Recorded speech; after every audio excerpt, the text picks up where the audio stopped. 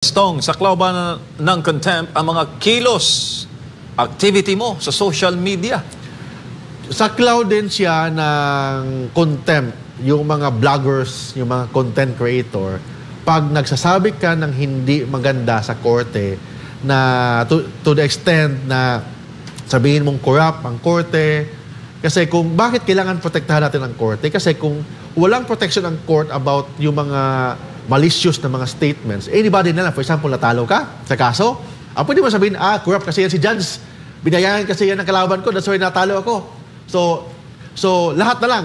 So, ibig sabihin, lahat ng court ngayon, hindi na wala ng tamang hustisya kasi wala ng independence. Kasi mag-base lang ang court pala sa mga sinasabi ng mga vloggers, sinasabi ng public opinions. Courts should not decide based on public opinions. Courts should decide based on law, based on jurisprudence, and based on evidence.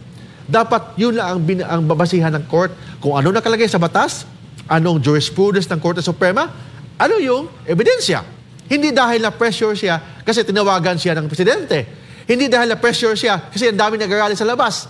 Hindi siya na-pressure siya kasi takot siya na baka i-bash siya ng mga vloggers, mga social media creator. Kailangan ang court mag-decide only based on law, based on jurisprudence, and based on evidence. That's why ang court dapat bulag, dapat hindi siya nakikinig sa ibang bagay. Doon lang sa ebidensya siya dapat nag-decide based only sa ebidensya na na-prove doon sa korte.